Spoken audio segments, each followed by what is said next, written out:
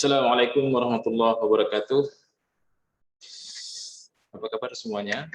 Semoga kita semua para pendidik dalam keadaan sehat walafiat, pendidik baik guru, baik dosen, widya iswara, dan lain sebagainya, Ustadz, Tengku, semoga kita terus bersemangat dalam memajukan pendidikan untuk menciptakan generasi masa depan yang lebih baik ke depannya. Baiklah, pada kesempatan yang berbahagia ini, saya akan memaparkan terkait dengan pelatih ahli sekolah penggerak. Sebelumnya saya perkenalkan diri, nama saya Muhammad Syarif. Saya merupakan kesehariannya menjadi dosen di Fakultas Agama Islam, Universitas Islami Mekah Banda Aceh, dan saat ini alhamdulillah saya terpilih sebagai salah seorang pelatih ahli nasional sekolah penggerak yang penempatannya di Provinsi Aceh, dan saat ini sedang menunggu SK penempatan. Saya sendiri belum tahu di SMP, SMA, ataupun di SD mana saya akan ditetapkan, dan insya Allah dalam beberapa hari ini akan keluar SK, serta akan terus bertugas di lapangan.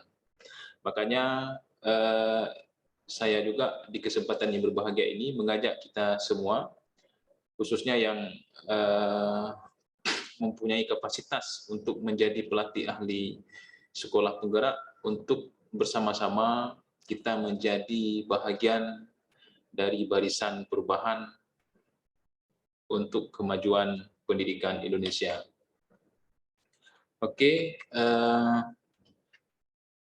program sekolah penggerak ini merupakan upaya untuk mewujudkan visi pendidikan Indonesia dalam mewujudkan Indonesia maju yang berdaulat, mandiri, berkepribadian melalui terciptanya pelajar Pancasila. Program penggerak ini berfokus pada pengembangan hasil belajar siswa secara holistik yang mencakup kompetensi, literasi dan numerasi, dan karakter. Ini yang diawali dengan SDM yang unggul. Siapa itu? Yaitu kepala sekolah dan guru. Program sekolah penggerak ini merupakan penyempurnaan program transformasi sekolah sebelumnya. Artinya sekolah sebelumnya itu yang menerapkan kurikulum 2013 tentunya, ini ditransformasi untuk agar sekolah ini bisa lebih maju, bisa lebih cepat pergerakannya dalam proses kemajuan.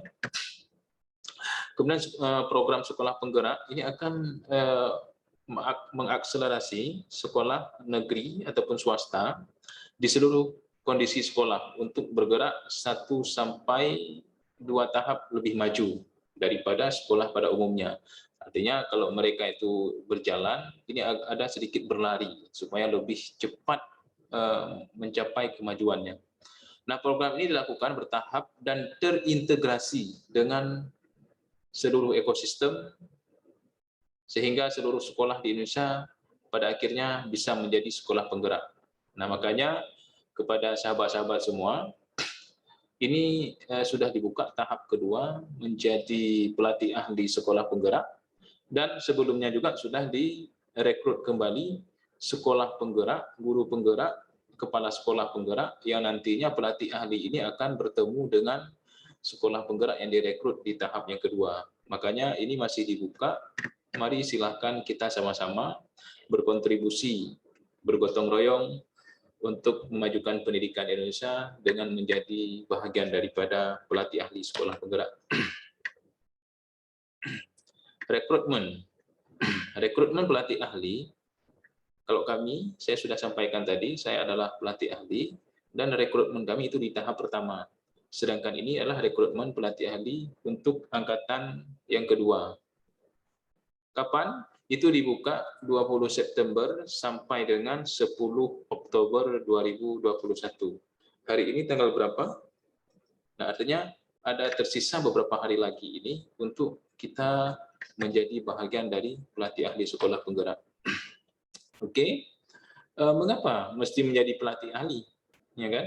Mengapa kita menjadi pelatih ahli? Karena tentunya kita harus bergotong royong untuk pendidikan. Oke. berkontribusi dalam upaya gotong royong ini untuk transformasi pendidikan Indonesia, kemudian mendampingi komunitas sekolah. Ini berkesempatan belajar dan berbagi bersama pengawas, kepala sekolah, dan guru di daerah sasaran program sekolah penggerak. Kemudian yang ketiga, yang berikutnya yaitu memfasilitasi transformasi. Ini berjejaring dengan berbagai pemangku kepentingan, pendidikan, dan komunitas praktisi dalam program sekolah penggerak. Kemudian berikutnya berkesempatan bergerak bersama menjadi pelatih ahli. Artinya pelatih ahli ini dia nggak sendiri, tetapi sesama pelatih ahli juga mereka terus membangun komunitas dan komunikasi, interaksi, dan saling mendukung, saling membantu, saling mengisi. Karena pelatih ahli sekolah penggerak ini adalah pendamping kepala sekolah, guru ataupun pendidik, dan pengawas sekolah ataupun penilik untuk mewujudkan sekolah yang berpusat pada murid. Pelatih ahli mendampingi 3-5 sekolah dalam satu kabupaten selama minimal 1 tahun. Apa peran pelatih ahli? Peran pelatih ahli itu mendorong kolaborasi seluruh ekosistem pendidikan, sekolah, dan pemangku kepentingan di kabupaten. Kemudian mengembangkan komunitas praktisi kepala sekolah, guru, pendidik PAUD, dan pengawas sekolah ataupun penilik PAUD. Berikutnya, peran pelatih ahli sekolah penggerak adalah mengembangkan kompetensi kepala sekolah, guru, pendidik PAUD, dan kepala sekolah ataupun penilik PAUD. Kemudian yang berikutnya melakukan monitoring kemajuan pembelajaran kepala sekolah, pengawas sekolah, penilik, guru, dan pendidik PAUD. Nah, ini tentang pelatih ahli, paket informasi tentang kriteria, tugas, dan lini masa. Nah, tentu ada beberapa hal sebelum kita mendaftarkan diri sebagai pelatih ahli, ada beberapa hal yang perlu kita perhatikan di sini sebagai pengetahuan awal kita, bahwa ada kriteria untuk bisa menjadi pelatih ahli, kemudian ada terkait beban kerja, kemudian ada proses pendampingan, lini masa rekrutmen, pola seleksi, alur pelatih ahli, dan pengembangan kompetensi. Nah, marilah kita lihat kriteria pelatih ahli. Apa saja kriteria pelatih ahli? Yang pertama, warga negara Indonesia. Yang kedua, sehat jasmani dan rohani. Tentunya ini ada surat keterangan dari dokter setempat, bisa dari puskesmas ataupun dari rumah sakit terdekat. Kemudian yang ketiga, pada saat mendaftar itu usia minimal 30 tahun dan maksimal 65 tahun. Artinya kalau di bawah umur 30 tahun kita tidak bisa, di atas 65 juga tidak bisa lagi mendaftar sebagai pelatih ahli. Kemudian yang keempat itu memiliki pengalaman melakukan pendampingan peningkatan kualitas pembelajaran di sekolah minimal 2 tahun. Kalau saya contohkan misalnya sebagai dosen itu biasanya kan menjadi pendamping supervisor ketika mahasiswa diantar PPL. Nah, ini merupakan termasuk bahagian dari pengalaman-pengalaman yang bisa kita jadikan sebagai salah satu kriteria yang terpenuhi untuk menjadi pelatih ahli. Kemudian yang berikutnya itu terbiasa dengan teknologi, internet, dan aplikasi. Kenapa ini penting dan ini menjadi kriteria? Karena memang nanti para pelatih ahli ketika dia dalam proses bekerja, proses melatih, dan seterusnya, ini memang akan banyak hal yang dilakukan itu dengan internet. Bahkan kami kemarin itu ikut pelatihan BIMTEK selama 19 hari, pakai LMS, e-learning, itu pakai aplikasi. Nah, artinya jika kita kurang terlalu memahami terkait dengan masalah internet dan aplikasi ini, maka kita akan sedikit kewalahan nantinya. Tapi tidak masalah, jika ada yang tertarik untuk menjadi pelatih ahli, silakan saja, karena pada akhirnya nanti kita akan terbiasa dan akan paham sedikit demi sedikit. Yang penting dicoba saja dulu. Kemudian yang keenam, itu memiliki kemampuan komunikasi dengan baik secara lisan dan tulisan. Ini penting juga.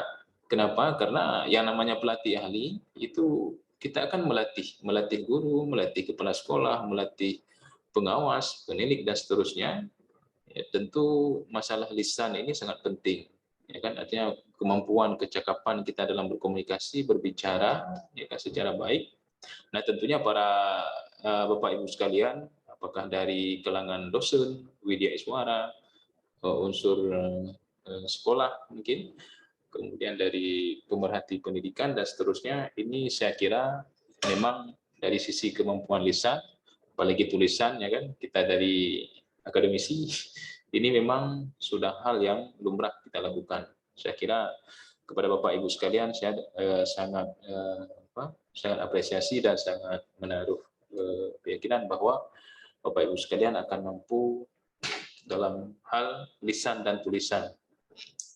Kemudian yang ketujuh itu memiliki komitmen. Ini yang sangat penting juga, semangat perbaikan berkelanjutan, jiwa kolaborasi, dan terbuka pada hal-hal baru. Penting sekali. Sebenarnya panjang sekali untuk kita jabarkan di sini. Komitmen penting. Jadi jangan nanti setelah menjadi pelatih ahli sebentar sudah bosan, hilang komitmen kan. Kemudian semangat perbaikan berkelanjutan. Artinya sudah perbaikan, bagaimana lagi berkembang terus, jangan hanya puas dengan perbaikan yang sudah ada, tapi terus berpikir bagaimana supaya perbaikan ini bisa terus berkelanjutan. Kemudian jiwa kolaborasi ini juga sangat penting. Kenapa? Karena menjadi pelatih ahli tentu kita tidak sendiri, tetapi berkolaborasi. Karena ada sebagian orang kadang tidak suka berkolaborasi, senangnya sendiri, menyendiri, ya kan? Tidak terlalu mau bergabung-gabung dengan tim, dengan komunitas. Ini juga masalah. Maka menjadi pelatih ahli, salah satu jiwa yang harus ada pada orang tersebut lah jiwa kolaborasi. Oke, kemudian terbuka pada hal-hal baru. Ini juga penting. Apalagi kan di kalangan pendidikan ini banyak hal yang mungkin harus dibenahi. Jadi kita harus terbuka dan mau berubah. Kemudian yang berikutnya, yang ke-8 itu bersedia melakukan kunjungan lapangan sebanyak 4 kali dalam 1 tahun.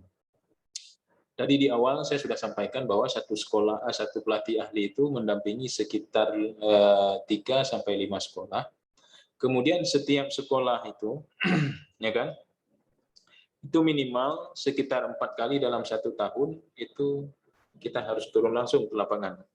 Selebihnya bisa saja nanti sifatnya daring ataupun pertemuan-pertemuan di tempat yang sudah ditetapkan. Kemudian yang ke-9, tidak memiliki peran sebagai asesor pada guru penggerak atau program sekolah penggerak. Dan yang ke-10 itu mengisi fakta integritas. Kemudian kompetensi yang diharapkan yaitu memiliki tujuan ataupun misi. Yang kedua, dapat membangun hubungan yang positif. Kemudian yang ketiga, dapat memfasilitasi perubahan. Yang keempat itu memiliki daya juang yang tinggi. Kemudian yang kelima, memiliki kemampuan pemecahan masalah, coaching. Kemudian yang keenam itu memiliki kemampuan yang kuat sebagai pembelajar yang berkelanjutan. Yang ketujuh, dapat melakukan pembinaan dan pementoran. Kemudian yang ke-8 itu memiliki kematangan beretika. Baik, kriteria pelatih ahli, akademisi. Ya kan? Saya akademisi, saya dari kalangan dosen. Maka kriteria yang pertama ini adalah kriteria yang saya penuhi ketika saya mendaftar sebelumnya menjadi pelatih ahli. Yang pertama itu memiliki kualifikasi akademik, pendidikan paling rendah S2, kemudian berstatus sebagai dosen tetap maupun tidak tetap. Yang ketiga, mendapatkan izin dari pimpinan untuk membantu Kemendikbud dalam pelaksanaan implementasi sekolah penggerak yang dibuktikan dengan surat kesanggupan. Nah, saya dulu izin pimpinan saya ambil dari sampai di tingkat dekan saja sudah diterima.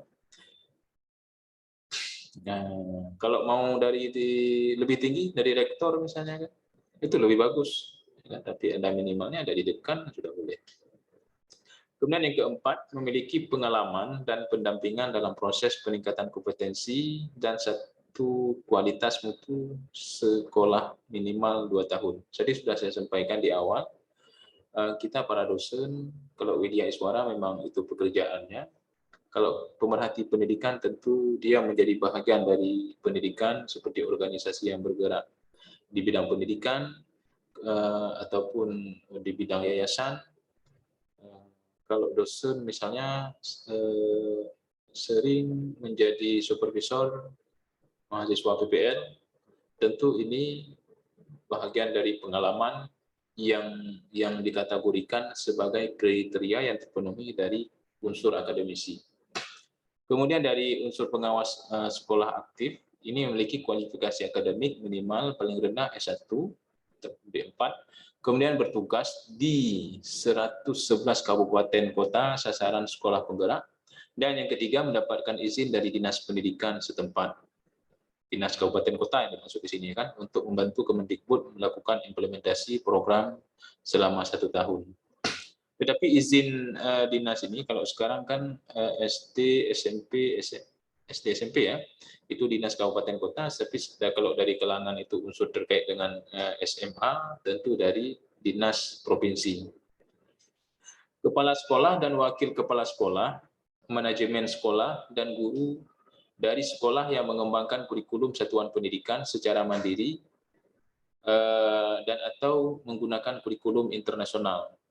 Ini apa kriterianya?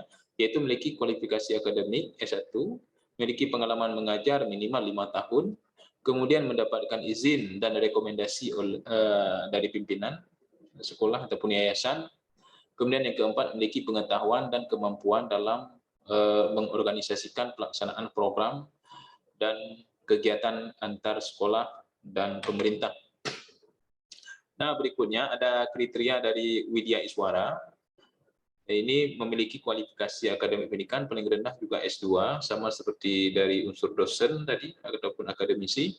Kemudian yang kedua itu memiliki pengalaman paling sedikit 2 tahun dalam salah satu bidang berikut, misalnya mengajar dan pembelajaran pengembangan komunitas, literasi, numerasi, pendidikan dasar menengah anak usia dini, pengembangan profesi berkelanjutan, asesmen, manajemen dan kepemimpinan sekolah, pendidikan inklusif dan lain sebagainya. Kemudian yang ketiga itu mendapatkan izin dari pimpinan untuk membantu pelaksanaan implementasi program sekolah penggerak yang dibuktikan dengan melampirkan surat keterangan kesanggupan. Berikutnya dari praktisi ataupun konsultan pendidikan, tadi sudah saya singgung di awal. Yang pertama itu memiliki kualifikasi pendidikan paling rendah S1 ataupun D4. Kemudian yang kedua memiliki pengalaman paling sedikit 2 tahun dalam bidang, ini dapat kita baca secara lebih jelas di sini. Kemudian pernah mendapatkan penghargaan paling rendah setingkat kabupaten kota, aktif sebagai praktik baik terkait pembelajaran, menulis buku atau memberikan pelatihan baik secara daring ataupun luring, konten pendidikan di media sosial dan lain sebagainya. Pernah menulis opini misalnya di salah satu media sosial, itu sudah bisa, dan lain sebagainya. Tentu saya kira bagi praktisi dan konsultan pendidikan hal semacam ini memang sudah didapatkan ya, tinggal dilengkapi saja ketika mendaftar. Kemudian yang keempat itu mendapatkan izin dari pimpinan untuk membantu Kemendikbud ya semua ya, yang terkait dengan seperti dari kalangan akademisi, dari unsur pendidikan, pemerhati pendidikan, ini tentu harus mendapatkan izin dari pimpinan. Kemudian kalau dari pensiun, kepala dan pengawas sekolah ataupun penilik, guru pendidik PAUD Widya Iswara, itu minimal memiliki kualifikasi akademik pendidikan paling rendah S1 ataupun D4. Kemudian yang kedua, memiliki pengetahuan dan kemampuan dalam mengorganisasikan pelaksanaan program dan kegiatan di tingkat sekolah dan pemerintah. Kemudian yang ketiga, pernah menjabat sebagai kepala sekolah, pengawas sekolah, penilik atau Widya Iswara yang dibuktikan surat keterangan jabatan dari institusi tempat bekerja. Oke, demikian penjelasan saya. Semoga bermanfaat. Tentunya saya berharap kepada Bapak Ibu sekalian yang sudah mengetahui adanya perekrutan pelatih ahli sekolah penggerak, dan memang ini akan terus direkrut Bapak Ibu sekalian ya. Kalaupun tidak direkrut kalaupun sudah ditutup nanti di sesi yang kedua ini, di tahap yang kedua, insya Allah akan ada nanti tahap berikutnya ya. Tetapi selagi ada kesempatan kita untuk masih bisa masuk untuk menjadi pelatih ahli di sesi ini, di tahap ini, saya sarankan ayo sama-sama kita menjadi bahagian dari pelatih ahli sekolah penggerak agar pendidikan Indonesia itu bisa lebih maju. Karena kenapa? Karena saya yakin Bapak Ibu sekalian mempunyai potensi untuk menjadi bahagian dari sekolah penggerak. Baiklah, hanya ini saja yang dapat saya sampaikan pada kesempatan yang berbahagia ini. Tentunya saya mengucapkan terima kasih atas partisipasi Bapak Ibu sudah mengikuti ataupun sudah mendengarkan paparan saya ini. Saya mohon maaf di mana ada keterbatasan dan kekurangan. Semoga bermanfaat. Sekali lagi, terima kasih. Saya akhiri. Billahi taufiq wal hidayah. Wassalamualaikum warahmatullahi wabarakatuh.